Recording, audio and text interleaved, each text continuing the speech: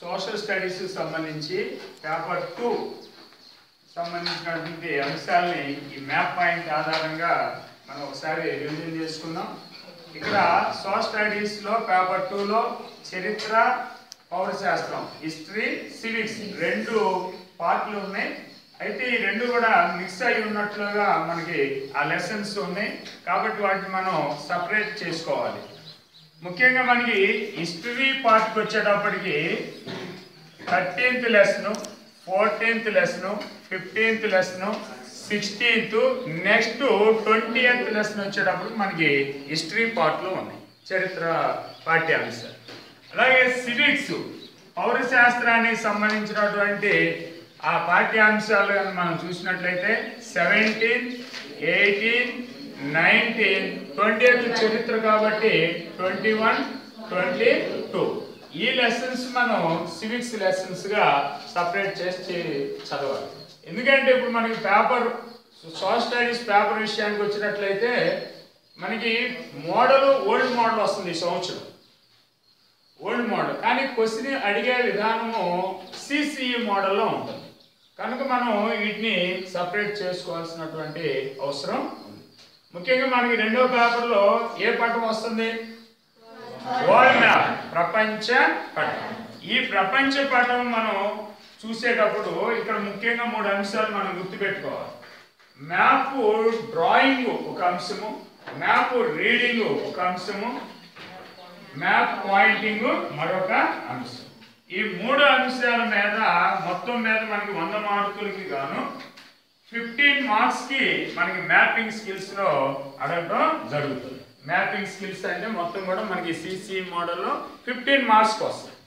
ఆ 15 మార్క్స్ గత సంవత్సరం మనం చూసినట్లయితే 2015 సంవత్సరం ఆ పేపర్లో మనకి వచ్చినటువంటి మ్యాపింగ్ స్కిల్స్ కానీ మ్యాప్ పాయింటింగ్ కానీ అర్థం అవుతా ఉంటుంది.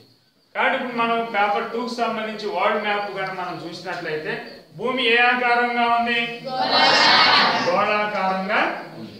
ఈ గోళాకారంగా ఉన్నటువంటి ఈ భూభాగాన్ని మనం ఒకేసారి మొత్తంగా చూడలేము కాబట్టి ఇది భూమికి నమూనా గ్లోబ్ గా చెప్పుకుంటాం.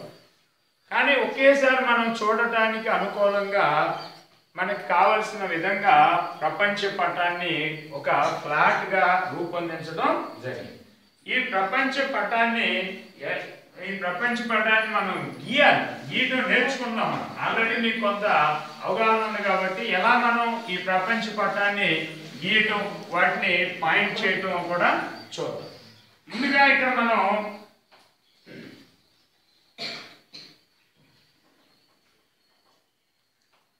ఇట్లా ఒక గీతను గీసుకున్నట్లయితే దీనికి మధ్య గుండా మనకి 0 డిగ్రీల అక్షాంశం ఉంటుంది. 0 డిగ్రీల అక్షాంశం. ఈ 0 డిగ్రీల అక్షాంశాన్ని ముందుగా మనం ఇలా గీయాలి. ఆ తర్వాత దాని కిందగా 23.5 డిగ్రీల దక్షిణ అక్షాంశం ఉంటుంది. దాన్ని కూడా మనం గీసుకున్నట్లయితే సులభంగా గుర్తించడానికి అవకాశం ఉంటుంది. తర్వాత మనకి 23.5 డిగ్రీల ఉత్తర అక్షాంశం ఉంది. ఈ 23.5 డిగ్రీల ఉత్తర అక్షాంశాన్ని ఏమంటున్నాం? 23.5 డిగ్రీల ఉత్తర అక్షాంశం కర్కట రేఖ, 0 డిగ్రీల అక్షాంశం భూమధ్య రేఖ, 23.5 డిగ్రీల దక్షిణ అక్షాంశం ఏంటి? మకర రేఖ. ముందుగా ఈ గీతలను గీసుకున్న తర్వాత మనం ఖండాల వైజ్గా కనుక మనం గీసినట్లయితే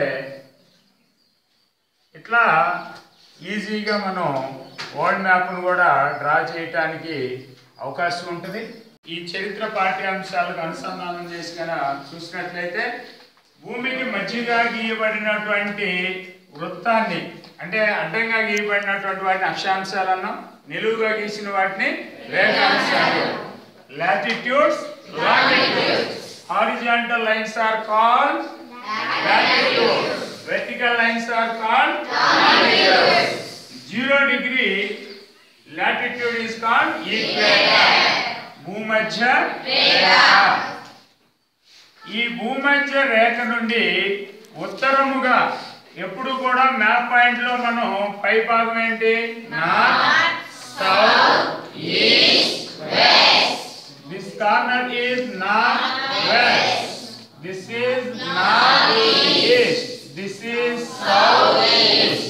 దిస్ ఈజ్ సౌత్. 0 డిగ్రీల నుంచి పైన ఉన్నటువంటి అర్ధగోళాన్ని ఉత్తరార్ధగోళము. ఈ ఉత్తరార్ధగోళంలో ముఖ్యమైనటువంటి రేఖలు కానీ మనం చూసినట్లయితే 23.5 డిగ్రీల ఉత్తర అక్షాంశము. ఈ ఉత్తర అక్షాంశాన్ని ఏమన్నా ట్రాపిక్ ఆఫ్ క్యాన్సర్. అలాగే ఇక్కడ 66.5 degrees north latitude. 66.5 degrees north latitude. This is Arctic circle.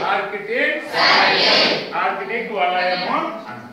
అలాగే 0 డిగ్రీల నుంచి కిందగా ఉన్నటువంటి అర్ధగోళాన్ని దక్షిణార్ధగోళం.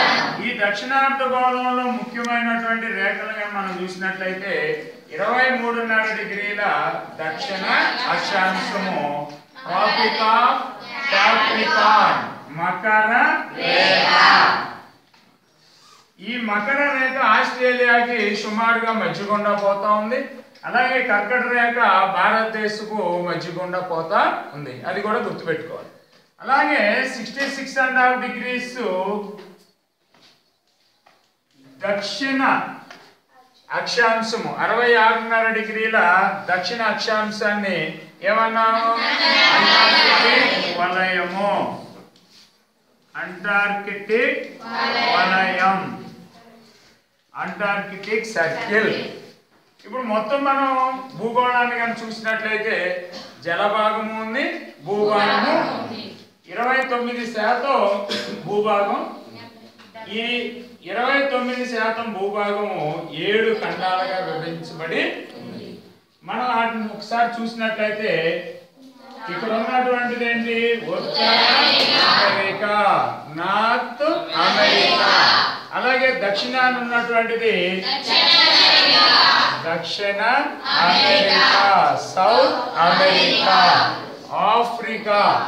ఇది ప్రపంచంలో 2వ పెద్ద ఖండం వైశాల్యం. అలాగే ఇక్కడ ఉన్నటువంటి ఖండం ఏంటి? ఐరోపా. ఈ ఐరోపా, ఆసియా అని మనం గమనించినట్లయితే ఈ రెండు కలిసే ఉంటాయి. అందుకని ఈ రెండింటిని కలిపి యురేషియా అని కూడా అంటారు. ఇది ఆసియా. వైశాల్యంలో పెద్ద ఖండం ఏంటి? వైశాల్యంలో చిన్న ఖండము ఆస్ట్రేలియా. ఇది వైశాల్యంలో చిన్న ఖండం. అలాగే మనుషులు నివసించడానికి అనుకూలంగా లేకుండా అంతా కూడా మంచు చేత గడ్డగట్టుబడి దక్షిణ ధ్రువానికి దగ్గరగా ఉన్న ఖండం ఒకటి ఉంది. అది వైశాల్యంలో 5వ పెద్ద ఖండం. ఏంటది? అంటార్కిటికా. ఇలా మనకి మొత్తం 7 ఖండాలు ఉన్నాయి. ఒకసారి గమనించండి. ఉత్తర అమెరికా, నార్త్ అమెరికా, దక్షిణ అమెరికా, సౌత్ అమెరికా, ఆఫ్రికా, ఐరోపా, దీన్ని యూరోప్ అని ఇంగ్లీష్లో అంటాం, ఆసియా, ఆస్ట్రేలియా, అంటార్కిటికా. ఇవి మనకి 7 ఖండాలు. అలాగే విశాలమైనటువంటి జలభాగం మొత్తం మీద మనకి 71% జలభాగం ఉంది. ఈ 71% జలభాగం మహాసముద్రాలు గాను, సముద్రాలు గాను, సరస్సులు గాను, కాలువలు, నదులు ఇలా విభజించబడి ఉంది. వీటిల్లో విశాలమైనటువంటి జలభాగాన్ని largest water bodies are called ocean, మహాసముద్రాలు. ఎన్ని మహాసముద్రాలు ఉన్నాయి మనకి? 5 మహాసముద్రాలు ఉన్నాయి. అన్నిటికన్నా పెద్ద మహాసముద్రం పసిఫిక్ మహాసముద్రం. ఈ పసిఫిక్ మహాసముద్రం అనేది ఇట్లా మనకి వరల్డ్ మ్యాప్ కన్నా చూసినప్పుడు 2 వైపులా కనిపిస్తూ ఉంటుంది. ఇటు పసిఫిక్ మహాసముద్రం ఉంటుంది, ఇటు సైడ్ అటు అది పశ్చిమము, ఇది తూర్పుగా మనం గమనించినట్లయితే ఇక్కడ కూడా పసిఫిక్ మహాసముద్రం ఉంటది. ఎందుకని ఉంటది ఇది అని గమనించినట్లయితే మనం భూమి గోళాకారంగా ఉంది. ఆ గోళాకారంగా ఉన్నటువంటి భూభాగాన్ని మన సౌకర్యార్థం, అంటే దీన్ని అభ్యసించేటటువంటి వారి సౌకర్యార్థం ఒక ఫ్లాట్ గా చేయడం జరిగింది. కాబట్టి మనకి ఆ పసిఫిక్ మహాసముద్రం 2 వైపులా మనకి కనిపిస్తా. అలాగే ఇక్కడ మనకి ఉత్తర అమెరికా, దక్షిణ అమెరికా, ఐరోపా, ఆఫ్రికాలకి మధ్యలో ఉన్నటువంటి సముద్రం ఎస్ ఆకారంలో ఉంటది. ఇది అట్లాంటిక్ మహాసముద్రం. అట్లాంటిక్ మహాసముద్రం. ఇది ఎస్ ఆకారంగా ఉంటది. అలాగే భారతదేశానికి దక్షిణాన సరిహద్దుగా ఏముంది మనకి? హిందూ మహాసముద్రం. ఇది భారతదేశము. ఇదంతా కూడా మనకి త్రిభుజాకారంగా ఉన్నట్లు, అర్ధచంద్రాకారంగా ఉన్నట్లు ఉంటుంది. అర్ధచంద్రాకారంగా ఇది హిందూ మహాసముద్రం. దక్షిణార్ధగోళంలో దక్షిణ ధ్రువానికి దగ్గరగా ఉన్నటువంటి మహాసముద్రం అని మనం గమనించినట్లయితే ఏ మహాసముద్రం ఇది? అంటార్కిటికా మహాసముద్రం. దీన్ని సదరన్ ఓషియన్ అని కూడా అంటాం. సదరన్ ఓషియన్, దక్షిణ మహాసముద్రం అని కూడా అంటాం. అలాగే ఉత్తర ధ్రువ ప్రాంతంలో ఉన్నటువంటి మహాసముద్రము ఆర్కిటిక్ మహాసముద్రం. ఆర్కిటిక్ మహాసముద్రం ఇది ఉత్తర ధ్రువానికి దగ్గరగా ఉన్నటువంటి సముద్రం. మొత్తం సముద్రాల మీద కానీ మనం గమనించినట్లయితే అన్నిటికన్నా పెద్ద మహాసముద్రం పసిఫిక్ మహాసముద్రం, అన్నిటికన్నా చిన్న మహాసముద్రం ఆర్కిటిక్ నార్థరన్ ఓషియన్ అని కూడా.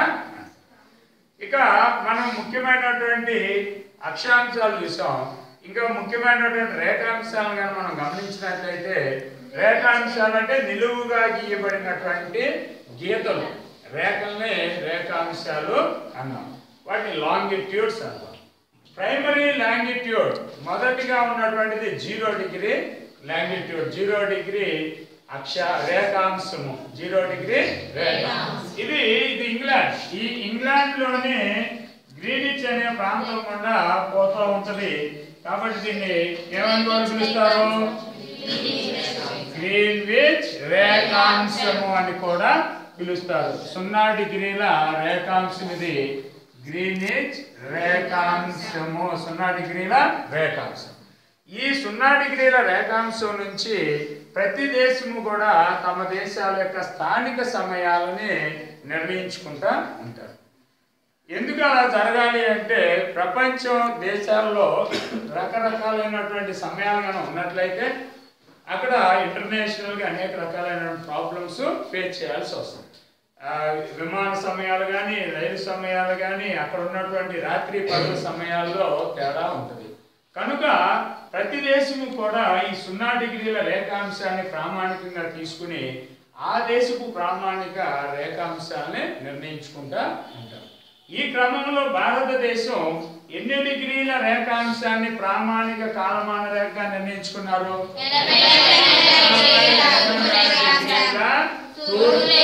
రేఖాంశము 82.5 degrees ఈస్ట్ లాంగిట్యూడ్.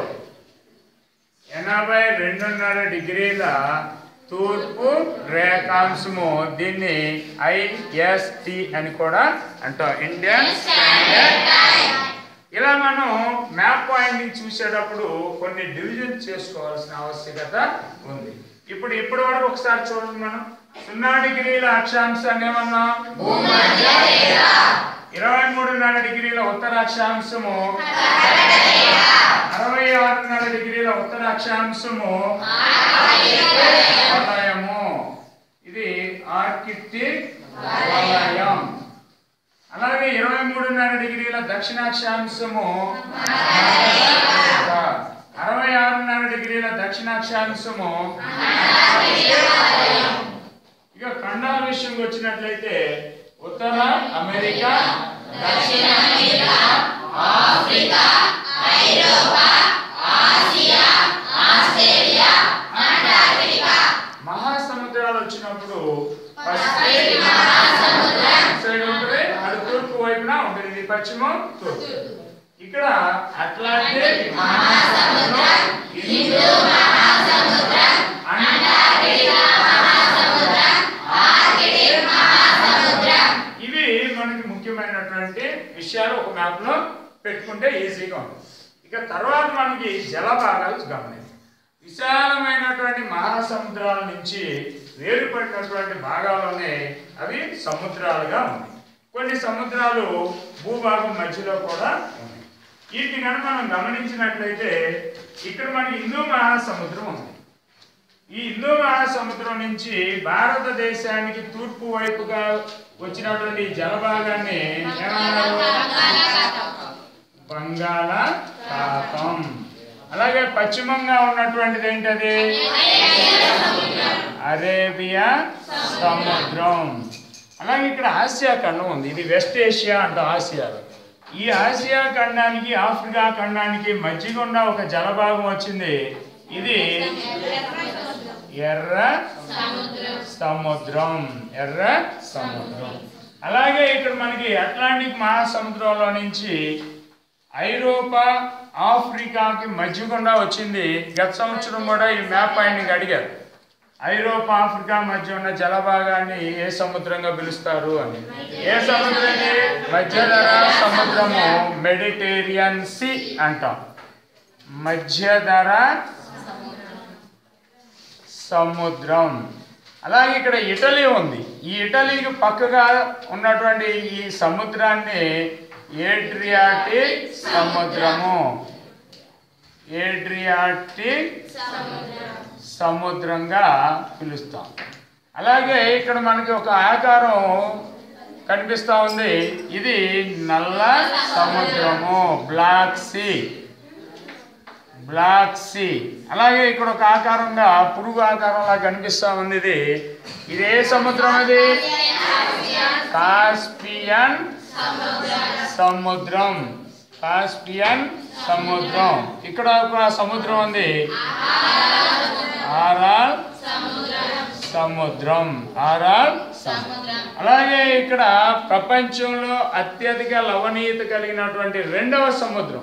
మొదటిది టర్కీలో ఉన్నటువంటి వాన్ సరస్సు, రెండవది మృత సముద్రం. మృత సముద్రం. ఈ మృత సముద్రం ఇక్కడ ఇజ్రాయెల్ ఈ ప్రాంతంలో ఉంటది. ఇది మృత సముద్రం. అలాగే ఇక్కడ మధ్యధరా సముద్రం నుంచి ఎర్ర సముద్రానికి మధ్యలో భూభాగం అడ్డుగా ఉండేది. దీన్ని బ్రిటిష్ ఇంజనీరు ఫెర్డినాండ్ లాసెప్పి అనేటువంటి ఆయన సహకారంతో దీన్ని తవ్వటం జరిగింది. ఈ మధ్యధరా సముద్రము ఎర్ర సముద్రాన్ని కలుపుతూ ఒక కాలువ తవ్వారు. దీన్ని ఏమన్నారు? ఇది సూయజ్ కాలువ, సూయజ్ కెనాల్. అలాగే ఇక్కడ కానీ మనం గమనించినట్లయితే ప్రపంచంలో పొడవైనటువంటి నది ఉంది, longest river. Longest river in the world ఏంటది? నైలు నది. ఈ ఆఫ్రికా ఖండంలో ఈ భూమధ్య రేఖా ప్రాంతం నుంచి ఇలా ప్రవహిస్తూ ఈ థార్ ఎడారిని కూడా తాటుకుంటూ వస్తుంది. ఎందుకంటే దీన్ని ఎక్సోటిక్ రివర్ అని కూడా అంటాం. ఇది ప్రపంచంలో పొడవైన నది నైలు నది. ఇక్కడ వరకు ఉన్నటువంటి ఒకసారి జలభాగాలను కనుక మనం గమనించినట్లయితే ఒక మ్యాప్ లో వీటిని పెట్టుకుంటే మనకి ఈజీగా ఉంటుంది. చూడండి, బంగాళాఖాతం, అరేబియా సముద్రం, ఎర్ర సముద్రం, మధ్యధరా సముద్రం, ఏడ్రియాటిక్ సముద్రం, నల్ల సముద్రం, కాస్పియన్ సముద్రం, ఆరాల్ సముద్రం, మృత సముద్రం, సూయజ్ కాలువ, నైలు నది. ఒకసారి మనం ఇంగ్లీష్ లో కనుక గమనించినట్లయితే Bay of Bengal, Arabian Sea, Red Sea, Mediterranean Sea, Adriatic Sea, Black Sea, Caspian Sea, Aral Sea, Red Sea, Suez Canal, river Nile. River Nile. ఇవి ఈ పార్ట్ గా ఉన్నటువంటి ఒక మ్యాప్ లో చూడండి. నెక్స్ట్ పైన ఉన్నటువంటి జలభాగాలు మనం గమనించినట్లయితే ఇక్కడ ఇంగ్లాండ్ ఉంది. ఇంగ్లాండ్ కి ఫ్రాన్స్ కి మధ్యలో ఒక ఛానల్ ఉంది. దాన్ని ఏమన్నా? English channel. English channel. అలాగే ఆర్కిటిక్ లో నుంచి ఇలా వచ్చినటువంటి ఒక జలభాగం ఉంది. ఇక్కడ ఇంగ్లాండ్, నార్వే, స్వీడన్, ఫిన్లాండ్ దేశాల మధ్యలో ఇది ఉత్తర సముద్రం, నార్త్ సీ అంటాం. ఉత్తర సముద్రం. అలా ఇలా వచ్చిన తర్వాత ఇక్కడ ఒక మనకి ఆకారం కనిపిస్తూ ఉంటుంది. బటన్ వేలు, ఫస్ట్ వేలు మధ్యలో ఉన్నట్టు విధంగా కనిపిస్తూ ఉంటుంది. ఇది కూడా ఒక సముద్రమే. ఇది ఏ సముద్రం? ఇది బాల్టిక్ సముద్రం, బాల్టిక్ సీ. అలాగే ఇక్కడ మనకి ఈ బాల్టిక్ సీకి ఆపోజిట్ లో ఈ ఆర్కిటిక్ లో నుంచి ఇలా మనకి ఇక్కడికి వచ్చినటువంటి జలభాగం ఉంది. దీన్ని తెల్ల సముద్రం అంటాం, వైట్ సీ. తెల్ల సముద్రం, వైట్ సీ. అలాగే ఇక్కడ జపాన్ కింద పసిఫిక్ మహాసముద్రంలోనే ఒక భాగంగా ఉంది. దీన్ని ఏమన్నా మనం అర్థం అంటే దీన్ని నిర్ణయించినటువంటి పేరు పసుపు సముద్రం, ఎల్లో సీ. అంటే ఇక్కడ మీరు గమనించాల్సింది ఏంటంటే రెడ్ సీలో నీరు ఎర్రగాను, అలాగే బ్లాక్ సీలో వాటర్ నల్లగాను, అదే వైట్ సీలో వాటర్ తెల్లగాను, ఇక్కడ ఎల్లో సీలో వాటర్ పసుపుగాను ఉండవు. వాటర్ ఎప్పుడు ఒకే రకంగా ఉంది. అయితే అక్కడ ఉన్నటువంటి భౌగోళికమైనటువంటి ఆ ప్రాంతాల వల్ల మనకి అలా పేర్లు రావడం జరిగింది. ఇంకా ఇక్కడ తర్వాత మనకి పసుపు సముద్రం తర్వాత భారతదేశము శ్రీలంకను వేరు చేస్తామని ఒక జలభాగం ఉంది. ఏంటది? ఇక్కడ ఒక జల సంధి ఉంది, జల సంధి భారతదేశాన్ని శ్రీలంకను వేరు చేస్తూ ఉంది. అలాగే ఇక్కడ ఉత్తర అమెరికా దక్షిణ అమెరికా మధ్యలో అట్లాంటిక్ మహాసముద్రంలో భాగంగా ఇక్కడ ఒక సముద్రం ఉంది. ఇది కరేబియన్ సముద్రం, కరేబియన్ సీ. ఇక్కడ ఉన్నటువంటి వెస్ట్ ఇండీస్ వాళ్ళని కరేబియన్స్ అంటారు. అలాగే ఈ ఉత్తర అమెరికా దక్షిణ అమెరికా ప్రాంతాలు ఇటు పశ్చిమ ప్రాంతం నుంచి కన్నా తూర్పు ప్రాంతానికి రావటానికి నౌకా ప్రయాణం చాలా వ్యయ ప్రయాసాలతో కూడి ఉందని, ఇక్కడ కూడా ఈ ఉత్తర అమెరికా దక్షిణ అమెరికా మధ్య ఉన్నటువంటి భూభాగాన్ని ఒక కాలువలాగా తవ్వారు. ఇక్కడ ఉన్నటువంటి కాలువను ఏమన్నాం? పనామా కాలువ, పనామా కెనాల్. ఇది పనామా కాలువ. అలాగే ఉత్తర అమెరికా ఖండంలోకి ఈ వాటర్ ఇలా చొచ్చుకొచ్చినటువంటి ఈ ప్రాంతం అట్లాంటిక్ మహాసముద్రంలో వాటర్ ఇలా వచ్చింది. దీన్ని హడ్సన్ అఖాతము, హడ్సన్ అఖాతం, బే ఆఫ్ హడ్సన్. ఈ భాగంలో కనుక మనం గమనించినట్లయితే ఈ జల భాగాల్ని ఒకసారి ముందు తెలుగులో తర్వాత ఇంగ్లీష్లో చూద్దాం. ముందు ఇక్కడ ఇంగ్లీష్ ఛానల్, ఉత్తర సముద్రం, బాల్టిక్ సముద్రం, తెల్ల సముద్రం, పసిఫిక్ సముద్రం, జలసంధి. అలాగే మనకి ఇక్కడికి వచ్చేటప్పటికి కరేబియన్ సముద్రం, పనామా కాలువ, హడ్సన్ అఖాతము. సరే, English Channel, North Sea, Baltic Sea, White Sea, Yellow Sea, Pacific, Caribbean Sea, Panama Canal, Bay of Hudson. ఇవి జలభాగాలు, ముఖ్యమైనటువంటి జలభాగాలు. ఇంకా అనేకమైనటువంటి జలభాగాలు ఉన్నాయి. కాబట్టి మన ఎగ్జామినేషన్ పాయింట్ ఆఫ్ వ్యూలో ఇది చాలా ముఖ్యం. ఇక నెక్స్ట్ మ్యాప్కి వచ్చేటప్పటికి మనం ఒక్కొక్క ఖండంలో ఉన్నటువంటి ముఖ్యమైనటువంటి దేశాలని గుర్తించడం. ఒక్కొక్క ఖండం ముందుగా మనం ఉత్తర అమెరికా ఖండంలో కానీ మనం చూసినట్లయితే ఈ ఉత్తర అమెరికా ఖండంలో ఉన్నటువంటి దేశాలను మనం గుర్తుపెడదాం. ఈ ఉత్తర అమెరికా ఖండంలో ఉన్నటువంటి దేశాలని గమనించేటప్పుడు ముందుగా ఇది ఒక దీవి, ఇది గ్రీన్లాండ్. గ్రీన్లాండ్ దీవి, ఇది ఒక దేశము గ్రీన్లాండ్. ఇది ద్వీప దేశం. ద్వీపం అంటే తెలుసు కదా, 4 వైపులా నీరుండి మధ్యలో భూభాగం అంటే దాన్ని ద్వీపము అన్నాం. A piece of land surrounded by all 4 sides covered by water. That is called island. ఇక్కడ మనం గమనించినట్లయితే ఇక్కడ ప్రపంచంలో 2వ పెద్ద దేశం ఉంది, వైశాల్యం. ప్రపంచంలో వైశాల్యంలో పెద్ద దేశం, అన్నిటికన్నా పెద్ద దేశం రష్యా. గతంలో 91కు ముందు USSR అనేవాడు, ఇప్పుడు దాన్ని రష్యాగా పిలుస్తున్నారు. ఆ రష్యా తర్వాత సెకండ్ లార్జెస్ట్ కంట్రీ, 2వ వైశాల్యంలో పెద్ద దేశం కెనడా. ఈ కెనడా ఇక్కడ ఉంది, ఇది కెనడా. తర్వాత నాలుగవ పెద్ద దేశం కానీ మనం గమనించినట్లయితే యుఎస్ఏ, మూడవది చైనా వస్తుంది, నాలుగవది USA, United States of America, America సంయుక్త రాష్ట్రాలు.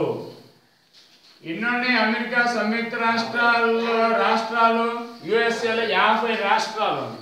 కొంతమంది ఇక్కడ అలస్కా అంటారు, అది అలస్కా అనే దేశం కాదు, అమెరికాలో ఉన్నటువంటి ఒక రాష్ట్రం. కాబట్టి ప్రాంతాలు వచ్చినప్పుడు దాన్ని పెడతాం. ముందు దేశాలు చూడు. ఇక్కడ మనకి అమెరికా కింద ఉన్నటువంటి ఇంకొక ముఖ్యమైనటువంటి దేశము మెక్సికో, మెక్సికో. అలాగే ఇక్కడ మనకి కరేబియన్ సముద్రంలో ఉన్నటువంటి దేశాలను కనుక మనం గమనించినట్లయితే క్యూబా, ఇక్కడ దీవులుగా ఉన్నటువంటి దేశము వెస్ట్ ఇండీస్. ఈ దేశాలను మనం గుర్తుంచుకోవాలి. చూడండి, Greenland, Canada, USA, Mexico, Cuba, west Indies. Once again, Greenland, Canada, USA, Mexico, Cuba, west Indies. ఇక నెక్స్ట్ సౌత్ అమెరికా. ఇది నార్త్ అమెరికాలో ఉన్న దేశాలను పెట్టాం. ఇప్పుడు సౌత్ అమెరికాలో ఉన్నటువంటి కంట్రీస్ కానీ మనం గమనించినట్లయితే ఇక్కడ ఒక 10 ముఖ్యమైనటువంటి దేశాలు ఉన్నాయి. ఇక్కడ కూడా ఒక 10 ముఖ్యమైనటువంటి దేశాలని ఒక సపరేట్ మ్యాప్ లో పెట్టుకున్నట్లయితే మనకి ఈజీగా ఉంటుంది. ఇక్కడ చూసినట్లయితే ఈ దక్షిణ అమెరికా ఖండంలో ఇక్కడ ఒక ముఖ్యమైనటువంటి దేశాన్ని మనం గుర్తించాలి. ఇది వెనిజులా. ఏ దేశం ఇది? వెనిజులా. ఇది వెనిజులా దేశం.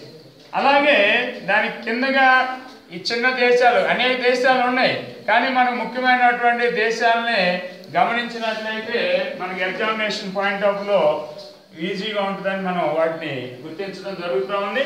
ఇక్కడ ఒక ముఖ్యమైనటువంటి దేశం ఉంది. ఏ దేశం ఇది? బ్రెజిల్.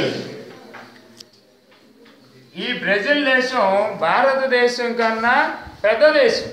ఇక్కడ మనకి 4వ పెద్ద దేశం అమెరికా చెప్పాం కదా, ఇది 5వ పెద్ద దేశం. 6వ పెద్ద దేశం ఆస్ట్రేలియా. 7వ పెద్ద దేశం ఏది? ఇండియా, భారతదేశం. మళ్ళా 8వ పెద్ద దేశం కూడా ఇక్కడే ఉంది. Largest 8th country Argentina. ఏం దేశం ఇది? అర్జెంటీనా. ఇది 8వ పెద్ద. ప్రపంచంలో పొడవైనటువంటి దేశం ఉంది, అది చిలీ. ప్రపంచంలో పొడవైన దేశము చిలీ. ఇది పొడవుగా ఉంటది, చాలా పొడవుగా. అలాగే ఇక్కడ ఇంకొక ముఖ్యమైనటువంటి దేశం పెరు. ఎప్పుడైనా మీరు ఒకసారి గమనించినట్లయితే ఇక్కడ మనకు పాయింట్ పెట్టినప్పుడు కన్నా రాయడానికి ఇక్కడ ప్లేస్ చాలినప్పుడు యారో మార్క్ వేసి రాయాలి. యారో మార్క్ అనేది ముఖ్యము. యారో మార్క్స్ లేకుండా కానీ ఇక్కడ రాసి వదిలేస్తే ఎగ్జామినేషన్ పేపర్ వాల్యుయేషన్ చేసే వాళ్ళకి ఏమనిపిస్తుంది? ఇక్కడ పెట్టినట్టు అనిపిస్తుంది.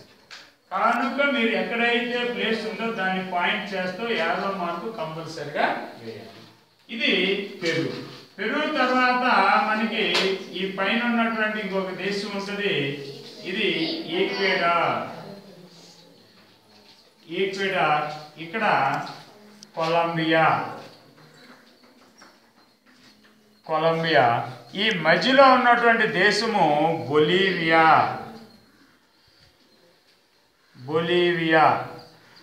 ఇక్కడ ఈ 2 చిన్న దేశాలు ఉంటాయి ఈ బ్రెజిల్కి సరిహద్దుగా. ఇది పరాగ్వే. ఏంటది? పరాగ్వే. ఇక్కడ ఉన్నటువంటి దేశము ఉరుగ్వే. కనుక ఇక్కడ ఉన్న దేశాలు మనం ఒకసారి రివిజన్ చేసినట్లయితే Venezuela, Brazil, Uruguay, Argentina, Chile, Peru, Ecuador, Colombia, Bolivia, Paraguay. మరి ఒకసారి once again, Venezuela, Brazil, Uruguay, Argentina, Chile, Peru, Ecuador, Colombia, Bolivia, Paraguay. ఓకేనా? ఇది ఒక మ్యాప్ లో మనం గుర్తించినట్లయితే ముఖ్యమైనటువంటి దక్షిణ అమెరికాలో ఉన్నటువంటి దేశాలు మనకి కవర్ అవుతాం. ఇక నెక్స్ట్ మనకి వైశాల్యంలో రెండవ పెద్ద ఖండం. మొదటిది వైశాల్యంలో మొదటి ఖండము ఆసియా. రెండవ పెద్ద ఖండం ఏది? వైశాల్యంలో రెండవ పెద్ద ఖండం ఆఫ్రికా. ఈ ఆఫ్రికాని చీకటి ఖండం అని కూడా అంటాం, డార్క్ కాంటినెంట్. ఈ డార్క్ కాంటినెంట్ అనడానికి అనేక కారణాలు సూచిస్తా ఉన్నారు. ముఖ్యంగా 1840 సంవత్సరం వరకు కూడా ఆఫ్రికా ఖండం పూర్తి భాగం ప్రపంచానికి వెలుగులోకి రాలి. 1840లో ఆఫ్రికాని లివింగ్స్టన్ అనేటువంటి అతను అన్వేషించడం జరిగింది. ఆయన తర్వాత క్యామెరూన్ లాంటి వాళ్ళు ఆఫ్రికా ఖండానికి రావటం జరిగింది. కాబట్టి ఇది వైశాల్యంలో రెండవ పెద్ద ఖండం. మరొక ముఖ్యమైనటువంటి విషయం మీరు గమనించాల్సింది ఏంటంటే ఇక్కడ ముఖ్యమైనటువంటి రేఖలు ఏవైతే ఉన్నాయో ఈ భూమధ్య రేఖ, కర్కట రేఖ, మకర రేఖ, ఈ మూడు రేఖలు కూడా మనకి ఆఫ్రికా ఖండంలో ఉన్న ప్రయాణం చేస్తాం. ఇక్కడ మనకు ఉత్తర అమెరికా గమనించినట్లయితే కర్కట రేఖ ఉంటుంది, దక్షిణ అమెరికాలో అయితే భూమధ్య రేఖ, మకర రేఖ. ఐరోపాలో ఉన్న ఈ మూడు రేఖల్లో ఏ రేఖ కూడా ప్రయాణం చేయట్లేదు. ఆఫ్రికాలో ఈ మూడు రేఖలు, మూడు అక్షాంశాలు ప్రయాణం చేస్తా ఉన్నాయి. అలాగే ఆసియాకు వచ్చేటప్పటికి ఇక్కడ మనకి కర్కట రేఖ, భూమధ్య రేఖ. అదే ఆస్ట్రేలియాలో అయితే ఇక్కడ ఏముంది? మకర రేఖ. ఈ మూడు రేఖలు ప్రయాణించడం వల్ల సంవత్సరం మొత్తము కూడా ఉష్ణము ఎక్కువగా ఉండేటటువంటి ఖండము ఆఫ్రికా. ఎందుకంటే సూర్యుడు సంవత్సరంలో మొత్తము కూడా ఈ మూడు రేఖల మధ్యలోనే ఉంటాడు. మార్చి 21న భూమధ్య రేఖ మీద నిటారుగా ప్రకాశిస్తూ ఉంటాడు. జూన్ 21కి వచ్చేటప్పటికి ఇక్కడ ఉన్నటువంటి కర్కట రేఖ మీదకి వస్తాడు. అలాగే మళ్ళా సెప్టెంబర్ 23న భూమధ్య రేఖ మీదకి, డిసెంబర్ 22న మకర రేఖ మీదకి రావటం జరుగుతుంది. కాబట్టి ఈ సంవత్సరం పొడవునా ఉండటం వల్ల ఈ ఖండంలో హైయెస్ట్ టెంపరేచర్ కూడా నమోదవుతా. ఇక్కడ సుమారు 54 దేశాలు ఉన్నాయి. 55వ దేశంగా దక్షిణ సూడాన్ అనేటటువంటి దేశం ఇటీవల కాలంలో విడిపోయింది. దక్షిణ సూడాన్, సౌత్ సూడాన్ మన యుఎన్ఓ మెంబర్షిప్ కంట్రీగా చేరింది. ఎన్నోది? 193rd membership country in UNO South Sudan. South Sudan are located in Africa. So ఇక్కడ మనం కొన్ని అంశాలు ఈజీగా ఐడెంటిఫై చేయొచ్చు, ఈజీగా గుర్తు కూడా ఉంచుకోవచ్చు. ఆఫ్రికా ఖండంలో కొన్ని దేశాలు, వాటిని ఒకసారి మనం చూద్దాం. ఇక్కడ మొరాకో అనేటటువంటి దేశం ఉంటుంది. మొరాకో ఈ కార్నర్లో ఉన్న దేశం ఏంటి? మొరాకో. అలాగే దాని తర్వాత అల్జీరియా. ఇక్కడ ఉన్నటువంటి దేశం లిబియా. లిబియా అబ్దుల్ గడాఫీ మనకు వస్తుంది బిట్లో కూడా. లిబియా దేశానికి చెందినటువంటి నియంత. ఇక్కడ ఉన్నటువంటి దేశం ఏమిటి? ఈజిప్ట్. ఇక్కడ ఈ 4 దేశాల్లో ఫస్ట్ లెటర్స్ కానీ మనం తీసుకున్నట్లయితే ఇంగ్లీష్లో మొరాకోలో M, అల్జీరియాలో A, లిబియాలో L, ఈజిప్ట్లో E. ఇవి గుర్తుపెట్టుకుంటే మనకు ఒక కోడ్ లాగా ఉంటుంది, MALE, male. Morocco, Algeria, Libya, Egypt. ఇక దాని కిందకు మనం చూసినట్లయితే ఇక్కడ మనకి సూడాన్ అనేటటువంటి దేశము ఉంది. ఈ సూడాన్లో ఉన్నటువంటి దక్షిణ భాగం ఇది దక్షిణ సూడాన్ అనేటటువంటి దేశంగా విడిపోయింది. ఈ సూడాన్ తర్వాత ఇథియోపియా. ఇథియోపియా అనేటటువంటి దేశము, ఇది పాత పేరు అయితే దీనికి ఇథియోపియాకి అబిసీనియా అనేవారు. అబిసీనియా. ఇది నూతన నేమో ఇథియోపియా. ఇథియోపియా. ఇక ఇక్కడ చిన్న దేశాలు ఇక్కడ మనకి 7 ఆకారంలో కనపడతా ఉంటుంది ఇట్లా. ఇది ఏ దేశం? ఇది సోమాలియా. సోమాలియా.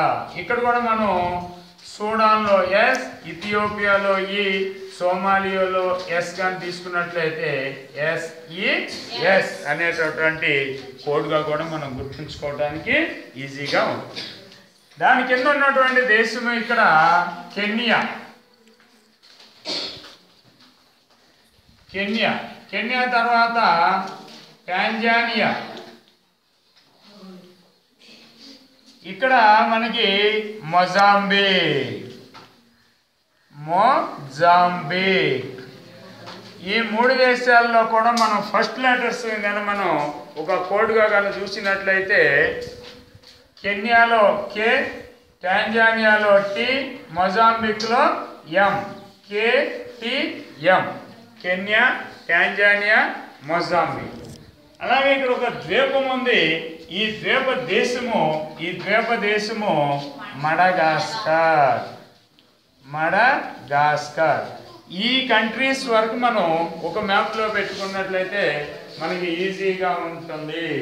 ఒకసారి చూడండి ఆ కంట్రీస్ ఏమేమి ఉన్నాయో.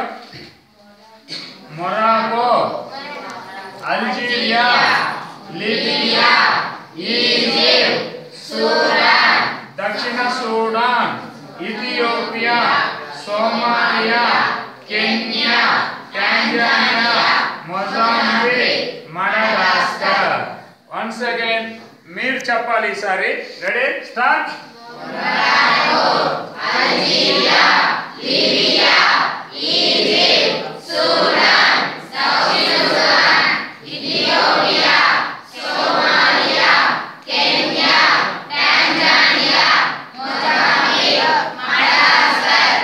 ఇంతవరకు ఒక మ్యాప్ లో పెట్టుకుంటే అటువైపు ఇటు నార్త్ సైడ్ ఉన్నటువంటి ప్రాంతము, ఈస్ట్ సైడ్ ఉన్నటువంటి ప్రాంతంలో ఉన్న దేశాలు మనం గుర్తించినట్లు అవుతుంది.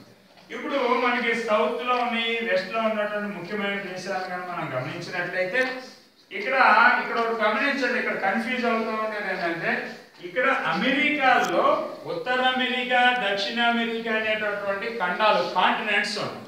ఆ దేశాలు ఇక్కడ ఆఫ్రికా అనేటటువంటి ఖండం ఉంది. ఆఫ్రికా అనే దేశము లేదు.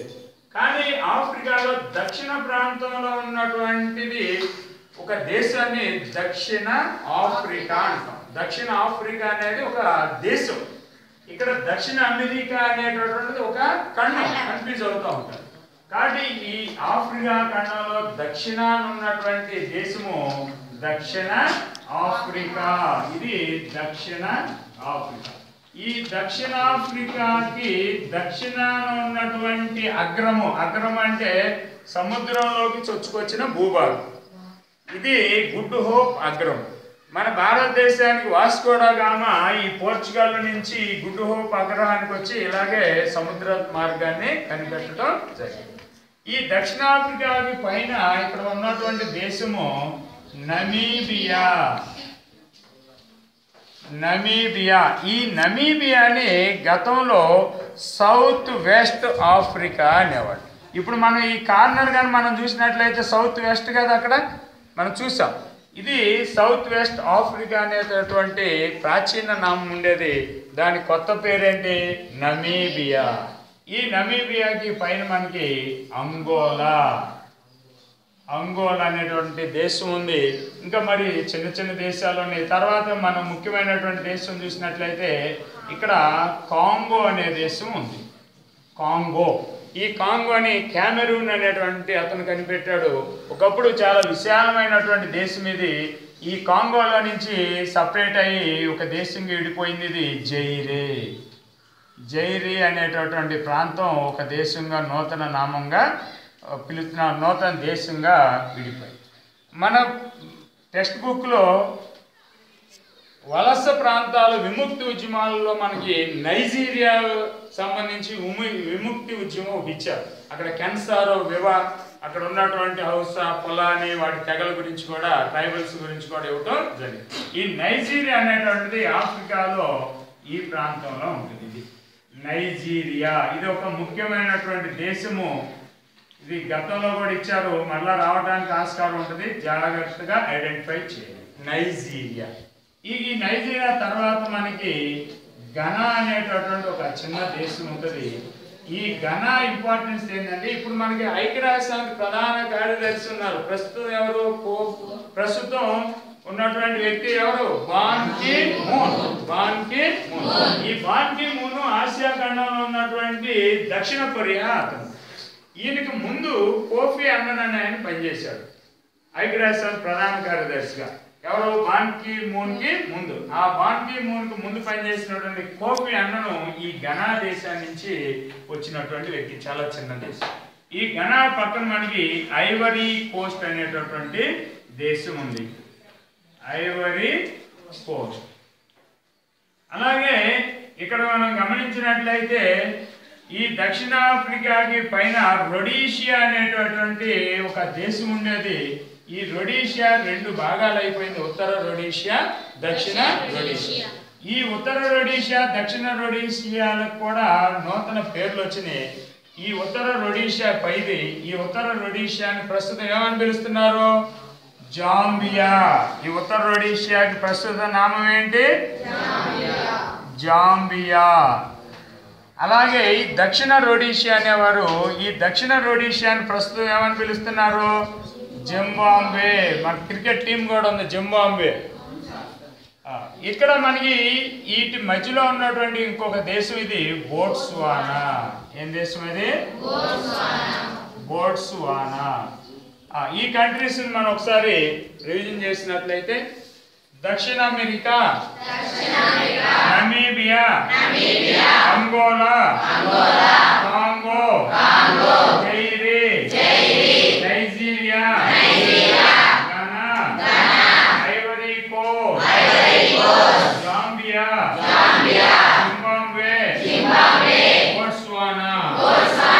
అలాగే ఇక్కడ మాలి, చాద్, నైజర్ అనేటటువంటి దేశాలు కూడా ఇక్కడ ఉంటాయి. వీటితో పాటు ఇక్కడ మధ్యలో ఉన్నటువంటి ఒక పెద్ద ఎడారి ఉంది. ప్రపంచంలో అతి పెద్ద ఎడారి ఏంటి? ప్రపంచంలో అతి పెద్ద ఎడారి సహారా ఎడారి. ఈ సహారా డిజర్ట్ ఎడారి అంటే తెలుసు కదా, అక్కడ అంతా కూడా ఇసుకతో కూడినటువంటి ప్రాంతాలు ఉంటాయి. నివాస యోగ్యాలు అంతగా ఉండవు, వాటర్ ఫ్లోయింగ్ ఎక్కువగా ఉండదు. అక్కడంతా కూడా ఎడారి, ఇసుకతో కూడినటువంటి ప్రాంతం.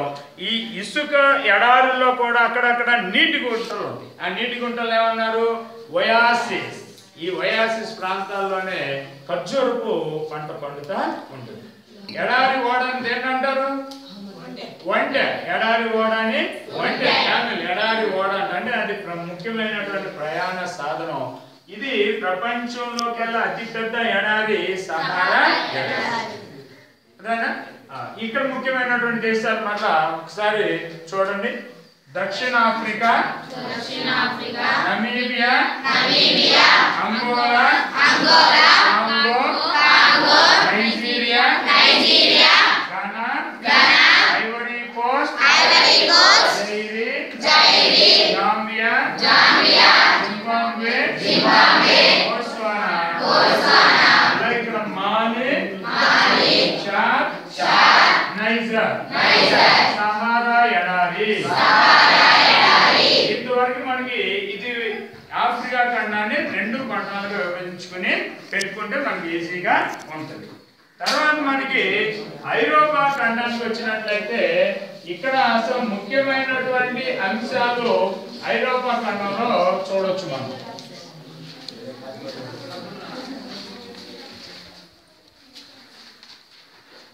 ఈ ఐరోపా ఖండానికి సంబంధించి ముఖ్యమైనటువంటి దేశాలను ఎందుకు అంటున్నామంటే ప్రపంచంలో మొదట పారిశ్రామిక విప్లవం సంభవించిన దేశం ఏది?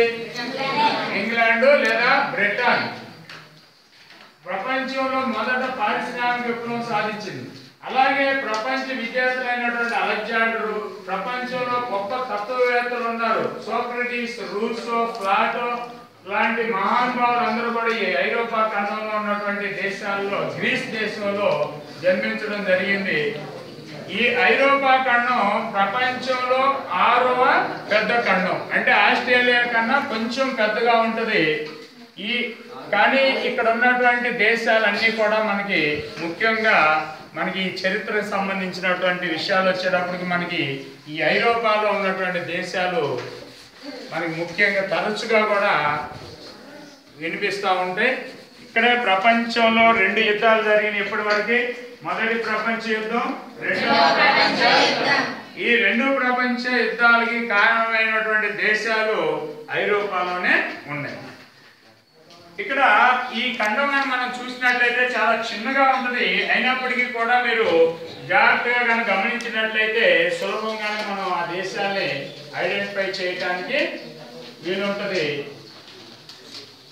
ఒకసారి ముందుగా మనకి ఈ పశ్చిమ వైపున, ఐరోపాలో పశ్చిమ వైపున ఉన్నటువంటి ఒక దేశం ఇది పోర్చుగల్. ఏ దేశం ఇది? పోర్చుగల్. ఈ పోర్చుగల్ దేశానికి చెందినటువంటి నావికుడు వాస్కో డా గామా భారతదేశానికి సముద్ర మార్గాన్ని కనిపెట్టడం జరిగింది. ఈ పోర్చుగల్ తర్వాత మనకి స్పెయిన్. ఇక్కడ ప్రపంచంలో ముఖ్యమైన దేశాల్లో ఒక దేశమైనటువంటి ఇటలీ దేశం ఉంది. ఇది ఇటలీ దేశము. ఇక్కడ కొన్ని దీవులు కూడా ఉన్నాయి. ఈ ఇటలీ దేశానికి పైన మనకి స్విట్జర్లాండ్ అనేటటువంటి దేశం ఉంది. మనం WHO హెడ్ క్వార్టర్ ఎక్కడ ఉందంటే ఏం చెప్తారు? Geneva. ILO headquarter Geneva. World Health Organization headquarter Geneva. ILO International Labour Organization headquarter Geneva. League of Nation నానాజాతి సంస్థ ప్రధాన కార్యాలయం జెనీవా. ఈ జెనీవా నగరం ఈ స్విట్జర్లాండ్ లోనే. తర్వాత మనకి ఇక్కడ ఒక ముఖ్యమైనటువంటి దేశం ఇది ఫ్రాన్స్. ఈ స్విట్జర్లాండ్ పక్కన ఇక్కడ ఆస్ట్రియా అనేటటువంటి ఒక దేశం ఉంది. ఈ ఆస్ట్రియా యువరాజు ఫెర్డినాండ్ హత్యే మొదటి ప్రపంచ యుద్ధానికి తక్షణ కారణం కూడా ఉంది. ఇక్కడ ఉన్నటువంటి దేశం డెన్మార్క్. ఇది డెన్మార్క్. ఈ డెన్మార్క్ పక్కన మనకి హాలాండ్ లేదా నెదర్లాండ్ అనేటటువంటి దేశం ఉంది. ఈ హాలాండ్ అనేది నెదర్లాండ్కు ఉన్నటువంటి ప్రాచీన నామము. దాని పక్కనే బెల్జియం అనేటటువంటి దేశం ఉంది. ఇక్కడ హాలాండ్ వాళ్ళని డచ్ వాళ్ళని కూడా అంటారు. భారతదేశానికి వ్యాపారం కోసం వచ్చారు. ఇండోనేషియా మీద తొలి నియంత్రణ సాధించిన దేశం ఏది? హాలాండ్ లేదా నెదర్లాండ్. అక్కడ ఉన్నటువంటి ప్రజల్ని డచ్ వాళ్ళు అంటారు. ఇప్పుడు భారతదేశానికి వచ్చారు ఇంగ్లీష్ వాళ్ళు, ఆంగ్లేయులు అంటున్నాం, బ్రిటిషర్స్ అంటున్నాం. వాళ్ళందరూ కూడా ఇంగ్లాండ్ దేశానికి చెందిన. అలాగే ఇక్కడ డెన్మార్క్, నెదర్లాండ్, బెల్జియం. వీటి తర్వాత మనం గుర్తుంచుకోవాల్సినటువంటి ఇంకొక ముఖ్యమైనటువంటి దేశం ఏంటి? ఇంగ్లాండ్. ఈ ఇంగ్లాండ్ ని బ్రిటన్ అని కూడా అంటాం. బ్రిటన్ అన్నా ఇంగ్లాండ్ అన్నా అదే. దాని క్యాపిటల్ ఏంటి? లండన్. దాని పైన పక్కన ఉన్నటువంటి దేశము ఐర్లాండ్. ఏంటది? ఐర్లాండ్. ఇక్కడ ఒక దేశం ఉంది ఐస్లాండ్. ఇక్కడ మనకి ఇంకొక విషయం మనం గమనించవలసినట్లయితే, మనం హిట్లర్ పేరు వింటా ఉంటాం ఎప్పుడు. ఏ దేశస్తుడు హిట్లరు?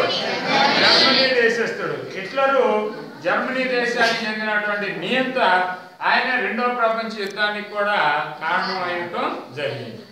ఈ జర్మనీ, ఇటలీలు ఏకీకరణ సాధించిన. అంతకుముందు చిన్న చిన్న రాజ్యాలుగా ఉండేవి.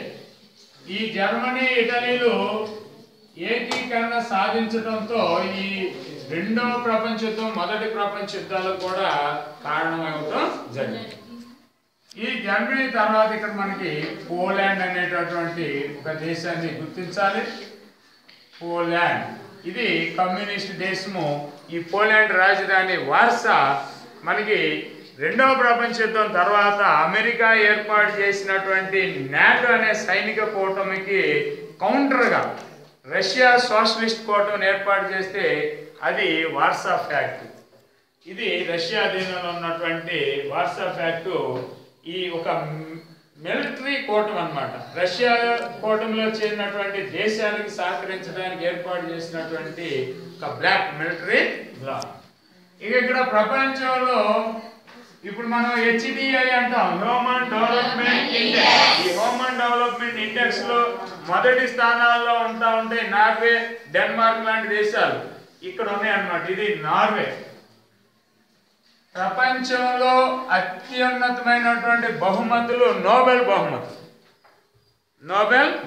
ఈ నోబెల్ బహుమతులు ఈ నార్వే, ఇక్కడ ఉన్నటువంటి స్వీడన్ దేశాలు సంయుక్తంగా ఇస్తా ఉంటాయి. నార్వే, ఇది స్వీడన్, నార్వే స్వీడన్. అలాగే ఇక్కడ ఒక దేశం ఉంది, ఇది ఫిన్లాండ్. ఇంతవరకు మనం ఒకసారి చూద్దాం. Portugal, Spain, France, Switzerland, Italy, Austria, Germany, Poland, Denmark, Netherland, Belgium, England, Ireland, Iceland, Norway, Sweden, Finland.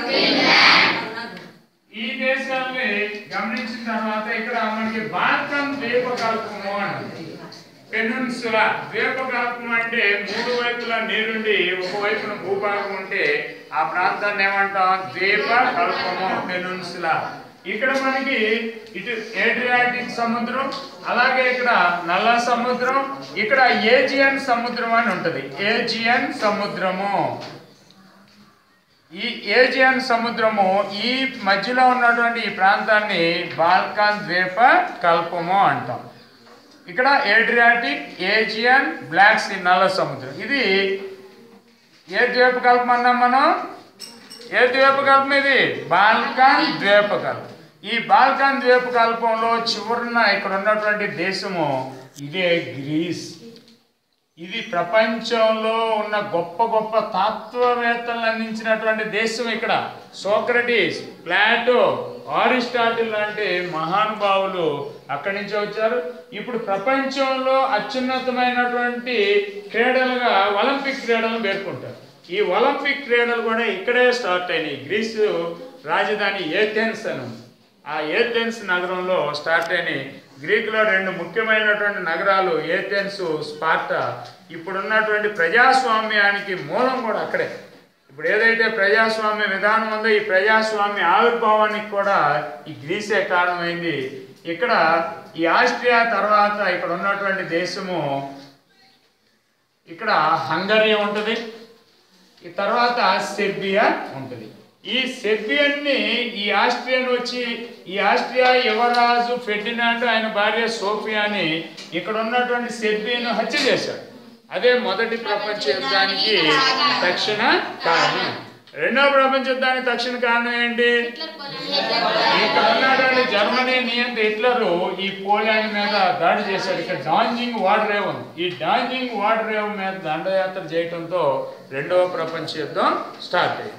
కాబట్టి మొదటి ప్రపంచ యుద్ధం, రెండవ ప్రపంచ యుద్ధం, రెండు ప్రపంచ యుద్ధాలకు కూడా ఈ ఐరోపానే, ఈ ఐరోపాలో ఉన్నటువంటి దేశాలే కారణం అయింది.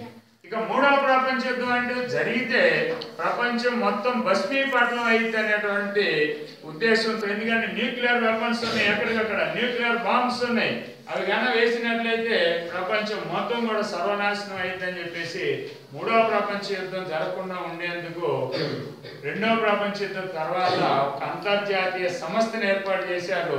ఏంటి అంతర్జాతీయ సంస్థ? యుఎన్ఓ, ఐక్యరాజ్య సమితి, యునైటెడ్ నేషన్స్. ఎన్ని సభ్య దేశాలు ఉన్నాయి? 193. ఇందాక చూసాం మనం 193rd కంట్రీ దక్షిణ సూడాన్.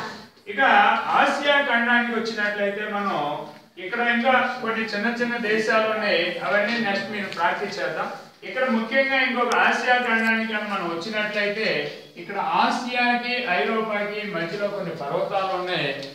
ఇది మొత్తం కూడా విశాలమైనటువంటి ఖండము. ఈ ఖండంలో ప్రపంచంలో అతి పెద్ద దేశం ఉంది. ఏంటది ప్రపంచంలో అతి పెద్ద దేశము? రష్యా. ఈ రష్యా ఒకప్పుడు జార్ చక్రవర్తుల కింద నియంతృత్వంగా ఉండేది. 1800 సంవత్సరం నుంచి 1917వ సంవత్సరం వరకు జార్ చక్రవర్తులు 5 పరిపాలన చేశారు. రష్యాలో రెవల్యూషన్ జరిగింది 1917. అప్పుడు మనకి కెరెన్స్కీ రావటం, తర్వాత బోల్షిక్ నాయకుడు లెనిన్ రావటం, అక్టోబర్ విప్లవంలో లెనిన్ రావటం జరిగింది. ఆ 1917 ఆ తర్వాత మనకి లెనిన్ తర్వాత 1924లో స్టాలిన్ ఆయన వచ్చారు. వచ్చిన తర్వాత ఈ రష్యా అంతకు ముందు ఉన్నటువంటి ఆ ప్రాంతాలన్నీ కలిపి USSR గా ఆవిర్భవించడం జరిగింది. USSR స్టాండ్స్ ఫర్